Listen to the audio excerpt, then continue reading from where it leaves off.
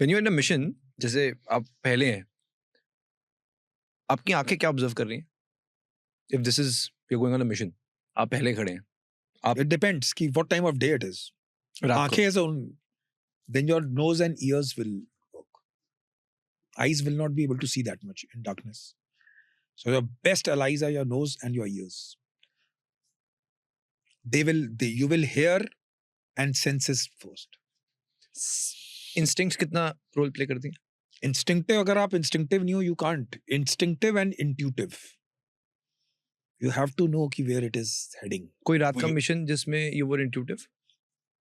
Every mission you have to be intuitive. Whether this track goes over here, and you need to know the ground well. You need to be walking on it. Unless and until some other guys, a local is there with you, guiding you, you must understand ki where it is going. If it is pitch dark, not able to move, not able to see, you find no movement. रात को तो खैर movement नहीं होगी, but you find during daytime there's no movement. Be prepared कि there is something wrong. You must be observant. Because generally, when all movement stop, then that is the time when they attack. So that locals don't get hit. Because terrorists also they also would not like to hit locals. No? Because उनका भी उस पे depend intelligence हाँ, होनी तो चाहिए। there is ways, hundreds of ways या to judge a scenario. Even you are walking in a restaurant, you must be aware कि कहाँ से मैं भागूंगा, क्या करूंगा. People don't do it. They sit like dumbos over there. If you go in a restaurant, just go and see how many exits are there. And never see the exit. This is for general good of people, I'm telling. You go to a place, sit at a vantage point, जहाँ से आप पहले check करो कि कितनी exit और वो है. दो देख ली, उस जगह पे बैठो जहाँ से आप उसको observe कर सकते हो. Try and find out about military aged males who can be a threat. इतना सा बच्चा आपके लिए threat नहीं होगा. 80 साल का आदमी आपके लिए threat नहीं होगा. You can be a potent threat because you are young. है ना? You can be a. So then make a mental map of that. Go to the exits. यानी जो एग्जिट होता है इमरजेंसी एग्जिट, उसमें चले जाओ एंड नेवर सी द कि अच्छा यहाँ पर emergency. Go and walk the distance and see where it goes out. अगर कोई गलती मच जाती है, if you have to fight in the kitchen, because kitchen के बाहर से हमेशा एग्जिट टूटता है, because majority of the chef smoke. आप उधर से भी भाग सकते हो, but people will go and sit like कद्दूस.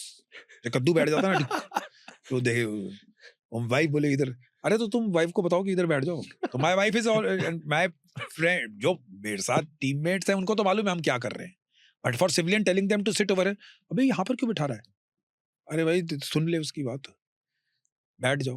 Keep an I open, any mishap can happen.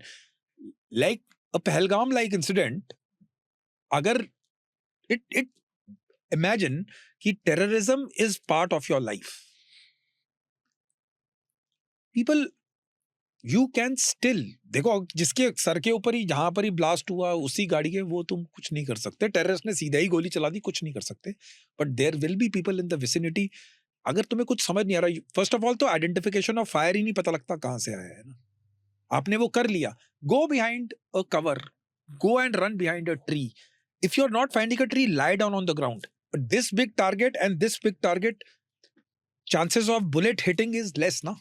अगर तुम ग्राउंड पे नीचे लेट जाओगे, ठीक है, और ऊपर से मिलिट्री फायरिंग चल रही है, तो तुमको, अगर तुम खड़े रहोगे तो तुम उतना ही बड़ा टारगेट हो.